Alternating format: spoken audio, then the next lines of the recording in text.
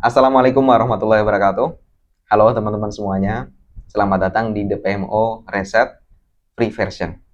Nah, sebelum kita mulai, saya ingin mengucapkan terima kasih dan apresiasi sebesar-besarnya kepada teman-teman yang sudah meluangkan waktu untuk mengikuti materi ini. Karena jujur saja, di luar sana banyak sekali orang yang sebenarnya tahu kalau PMO ini memberikan dampak negatif bagi hidup mereka. Mereka tahu kebiasaan ini mengganggu produktivitas mereka. Kebiasaan ini mengganggu hubungan sosial mereka, mengganggu kesehatan mental mereka, mengganggu rasa percaya diri mereka. Bahkan sebagian ini sudah merasakan dampaknya secara langsung. Tapi masalahnya, tidak banyak orang yang benar-benar mau berhenti sejenak untuk belajar dan memahami akar masalahnya ini apa. Nah, dengan teman-teman hadir di sini, menurut saya kalian sudah mengambil langkah yang berbeda dari kebanyakan orang tadi. Karena teman-teman, perubahan itu biasanya dimulai dari kesediaan kita untuk belajar, kesediaan untuk memahami apa yang sebenarnya terjadi sebelum buru-buru mencari solusinya itu apa. Dan saya berharap materi ini nanti bisa menjadi awal yang baik untuk perjalanan recovery teman-teman semuanya. Jadi, mari kita mulai. Baik, sebelumnya perkenalkan, saya Adin Snur. Saya di sini mau kasih tahu satu hal ke teman-teman semuanya. Apa yang akan saya sampaikan ini bukan sekedar teori dari buku ataupun hasil baca-baca artikel semalam. Saya mulai mendampingi orang-orang dengan masalah kecanduan ini sejak tahun 2015-an. Waktu saya bekerja di tempat rehabilitasi dan juga penanganan kecanduan. Di sana saya melihat secara langsung bagaimana sih kecanduan, termasuk kecanduan PMO, ini bekerja di otak dan di emosi seseorang. Dan pola apa saja sih yang benar-benar bisa membuat orang tersebut berhasil pulih keluar dari jebakan ini. Bukan cuma berhenti sementara terus relapse lagi. Nah, dari kasus-kasus yang ditangani tentunya ada yang kasusnya ringan hingga kasusnya yang berat ya. Dan saya tidak mungkin ceritakan itu di sini. Dan di sini saya ingin menyampaikan teman-teman, kalau kamu masih menonton video ini sampai sekarang, sekali lagi saya mau kasih apresiasi buat kamu. Mengakui ada masalah dan mau cari jalan keluar, itu bukan hal yang kecil. Itu adalah langkah yang banyak orang bahkan nggak berani untuk ambil. Jadi selamat, kamu sudah berada di jalur yang tepat. Nah, sekarang coba jujur sama diri sendiri dulu, usaha apa saja sih yang sudah pernah kamu gunakan untuk mengatasi permasalahan ini. Misalnya kamu udah install aplikasi blocker gitu ya, udah bikin komitmen di depan cermin, udah coba ganti kebiasaan buka HP jadi olahraga ataupun jadi baca buku. Tapi tetap aja di satu titik kamu relapse lagi dan relapse lagi. Nah, kalau ini kamu banget teman-teman, saya mau bilang masalahnya bukan di niat kamu. Niat kamu ini tuh udah kuat. Buktinya apa? Buktinya kamu masih mau terus berjuang setiap kali relapse. Berjuang untuk pulih, cari solusinya. Jadi masalahnya di mana? Masalahnya adalah di strateginya. Masalahnya di strateginya, teman-teman. Nah, oleh karena itu, saya ingin tunjukkan dulu beberapa kesalahan yang sering dilakukan banyak orang sebagai strategi untuk mengatasi permasalahan ini. Yang mungkin strategi itu juga sudah pernah kamu terapkan. Jadi, mari kita lihat. Nah, ini adalah kesalahan yang pertama ya, teman-teman. Kesalahan yang hampir semua orang lakukan. Mereka pikir kecanduan PMO ini cuman karena kurang niat, karena kurang disiplin. Jadi, solusinya adalah cari motivasi lebih besar lagi. Nonton video-video motivasi, ceramah-ceramah. Lalu saat motivasinya tinggi, dia bikin target besar-besaran. Besoknya apa? Besoknya kecapean lalu relapse lagi. Nah, masalahnya teman-teman, niat itu sumber daya yang bisa habis dipakai. Motivasi itu naik turun kayak mood kita. Begitu ada hari berat, habis kena masalah misalnya di kerjaan, habis berantem, habis susah tidur, maka niat akan kalah sama dorongan untuk kita lari dari rasa yang nggak nyaman yang kita miliki.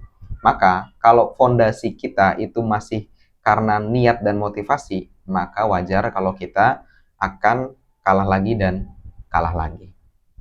Nah, ini adalah kesalahan yang kedua dan ini yang paling sering disarankan oleh banyak orang. Ganti kebiasaan lama dengan kebiasaan baru. Ganti PMO dengan olahraga, ganti PMO dengan hobi yang baru. Kalau lagi pengen, ya push up dong, push up 50 kali gitu ya. Sange push up, sange push up, sange push up. Nah, kedengarannya ini masuk akal. Tapi ini hanya menembak gejalanya saja, bukan akar dari masalahnya. Kenapa? Karena PMO itu tuh bukan kebiasaan yang berdiri sendiri. PMO ini seringkali adalah pelarian, teman-teman. Ia muncul sebagai respon dari sesuatu yang lebih dalam. Misalnya, stres yang enggak terselesaikan, luka emosional di masa lalu, kesepian, kecemasan, atau rasa enggak berharga. Jadi, ia itu tuh berasal dari masalah psikologis yang kompleks. Nah, kalau kamu cuman ganti aksinya, tapi luka di balik itu nggak pernah disentuh, maka otak kamu akan tetap cari jalan ke pelarian yang lain. Entah itu balik lagi ke PMO atau pindah ke pelarian yang lain. Misalnya judi online, belanja impulsif, kerja berlebihan. Nah, yang seperti itu bukanlah pemulihan. Itu cuman mindahin masalah. Nah, jadi kalau bukan sekedar niat dan ganti kebiasaan, kira-kira apa sih yang benar-benar kita butuhkan itu? Nah, berdasarkan pengalaman saya mendampingi proses pemulihan kecanduan sejak tahun 2015 tadi, ada 3 fase yang harus dilalui secara berurutan, teman-teman. Kalau kamu lompatin salah satunya, pemulihannya bisa rapuh dan gampang relapse lagi. Nah, 3 fase itu adalah heal, rewire, dan build. Dan jujur saja teman-teman, salah satu alasan kenapa banyak orang gagal recovery-nya adalah karena mereka langsung lompat ke bagian yang ketiga, bagian build-nya. Mereka langsung fokus membangun kebiasaan baru, membangun disiplin baru, membangun rutinitas baru, membangun target yang baru, membangun produktivitas yang baru. Padahal ada sesuatu yang belum selesai di bawahnya. Saya kasih analogi seperti ini. Bayangkan kita ingin membangun sebuah rumah, lalu kita mendesain rumahnya yang sangat bagus. Catnya bagus, interiornya bagus, atapnya bagus. Tapi sayangnya pondasinya retak. Kira-kira apa yang terjadi ketika badai datang? Kena angin aja mungkin rumah itu bisa bermasalah ya teman-teman. Nah, bukan karena desain rumahnya jelek, tapi karena pondasi yang di bawahnya itu tuh belum benar-benar kuat atau belum dibereskan dengan rapi. Nah, banyak orang atau banyak proses recovery ini tuh berjalan seperti itu. Orang fokus membangun sesuatu yang baru, tapi belum menyembuhkan apa yang selama ini membuat PMO itu tuh dibutuhkan. Akibatnya apa? Akibatnya ketika hidup sedang tidak baik-baik saja, maka akan relapse lagi. Ketika hidup baik-baik saja, mungkin semuanya terlihat aman gitu ya. Nah, tapi begitu stres datang, begitu masalah keluarga datang, begitu tekanan pekerjaan datang, begitu kesepian datang, maka pola lama itu akan muncul lagi. Dan akhirnya apa? Akhirnya kembali relapse lagi. Nah, karena itu teman-teman, recovery yang bertahan lama itu tuh tidak bisa hanya fokus pada perilaku saja. Recovery itu tuh harus dimulai dari akar masalahnya. Dan disinilah bagian pertama dari framework ini, yaitu heal. Apa itu heal? Mari kita lihat ya. Fase heal. Heal ini berarti menyembuhkan. Menyembuhkan apa? Menyembuhkan alasan mengapa PMO selama ini tuh jadi pelarian atau mengapa PMO selama ini digunakan. Karena seringkali PMO itu tuh bukan masalah utamanya. PMO hanya cara seseorang menghadapi sesuatu yang lebih dalam. Apa itu? Misalnya stres, kesepian, kekecewaan, luka emosional, tekanan hidup, atau kebutuhan emosional yang selama ini tidak terpenuhi. Nah, kalau bagian ini tidak disentuh, teman-teman, biasanya recovery hanya bertahan sementara. Jadi di fase ini, kita nggak langsung ngomongin kayak kebiasaan, atau kita harus ngisi habit tracker gitu ya. Nggak seperti itu. Kita akan mulai dari pertanyaan yang jujur. PMO ini pelarian dari apa buat kamu? Mungkin bisa dari stres yang kronis yang nggak punya saluran yang sehat, bisa dari luka masa lalu yang belum selesai, bisa dari rasa kesepian, bisa dari rasa hampa, rasa kehilangan, ataupun kecemasan. Jadi tanpa fase heal, 2 fase berikutnya ini cuma kayak nutupin luka pakai plester aja. Kelihatannya rapi di luar, tapi di dalamnya tetap terkena infeksi. Jadi fase heal ini adalah fase yang sangat penting teman-teman. Fase yang kedua ini adalah fase rewire. Rewire ini berarti mengubah pola. Karena teman-teman seperti yang sudah kita bahas tadi, PMO ini bukan cuman sekedar perilaku. PMO adalah pola yang sudah berulang selama bertahun-tahun mungkin. Ketika trigger muncul, otak akan mengarahkan kita ke PMO. Lalu kita merasa lega secara sesaat. Lalu pola itu tentunya akan semakin kuat tertanam di dalam otak kita. Maka untuk mengatasinya, pola itu perlu dilatih ulang, perlu dibangun jalur yang baru, perlu diajarkan respon yang baru yang lebih sehat. Itulah yang saya sebut sebagai proses rewire. Nah, fase yang ketiga adalah build. Ini bukan sekedar soal berhenti dari PMO lagi ya teman-teman, tapi menjadi orang yang PMO bukan lagi bagian dari diri kita. Itu tujuannya. Jadi selama kamu masih mengidentifikasi diri sebagai orang yang lagi berjuang berhenti dari PMO, berarti kamu masih terikat sama identitas lama tersebut. Nah, di fase ini kita akan belajar membangun kebiasaan-kebiasaan baru yang mencerminkan identitas baru yang kita tuju, yang kita inginkan.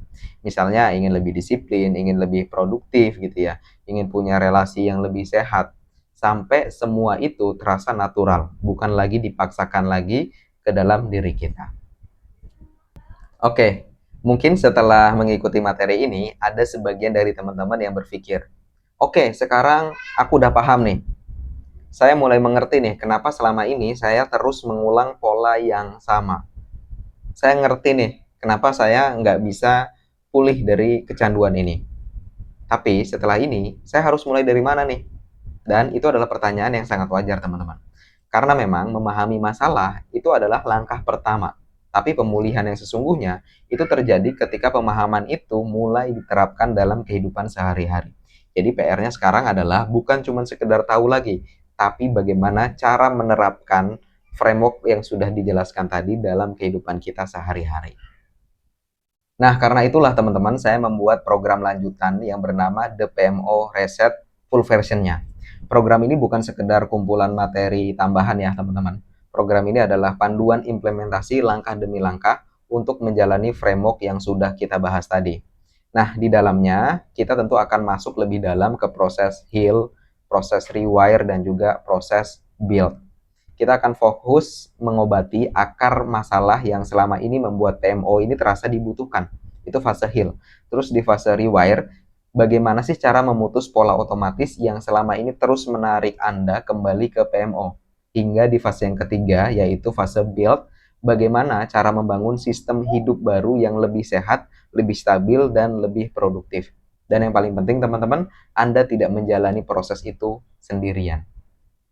Karena teman-teman, di dalamnya, di dalam program ini, kita juga akan menyediakan fasilitas konsultasi dan juga pendampingan.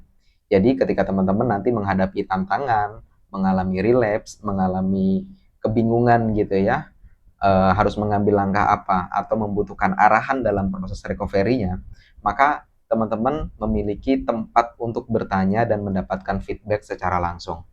Karena berdasarkan pengalaman saya, banyak orang yang sebenarnya itu tuh sudah tahu apa yang harus dilakukan. Masalahnya bukan pada di tingkat pengetahuan. Masalahnya adalah konsistensi, arahan, dan dukungan ketika menghadapi situasi nyata dalam kehidupan sehari-hari. Dan itulah yang ingin saya bantu melalui program ini. Karena jujur saja teman-teman, materi ini sudah cukup untuk membuat teman-teman paham terhadap masalahnya. Tapi memahami masalah dan benar-benar bisa keluar dari PMO itu adalah dua hal yang berbeda. Dua hal yang berbeda. Banyak orang tahu apa yang harus dilakukan. Banyak orang tahu PMO itu tuh merugikan. Banyak orang sudah berulang kali bertekad untuk berubah. Tetapi ketika berhadapan dengan trigger, dengan tekanan, stres, kesepian, maka dia akan jatuh ke pola yang sama. Nah, karena itulah sekali lagi program The PMO Reset ini dibuat. Untuk apa? Untuk membantu teman-teman menjembatani semua hal tadi itu. Bukan hanya untuk memahami masalahnya, tetapi benar-benar bisa menjalani proses pemulihannya secara nyata. Langkah demi langkahnya, dengan sistem yang jelas, dengan framework yang terstruktur, dan dengan pendampingan yang bisa membantu teman-teman agar tetap berada di jalur recovery yang benar. Nah, teman-teman, kalau setelah mengikuti materi ini, teman-teman merasa saya tidak ingin terus mengulang siklus yang sama. Saya ingin recovery yang lebih serius dan lebih terarah. Saya ingin dibimbing langkah demi langkahnya. Maka saya mengundang teman-teman semuanya untuk bergabung di The PMO Reset yang full version. Insya Allah saya akan menemani perjalanan recovery teman-teman di sana. Karena saya percaya teman-teman, setiap orang punya kesempatan untuk berubah. Dan mungkin hari ini adalah awal dari perubahan tersebut. Semoga ya. Oke, saya tunggu di program tersebut.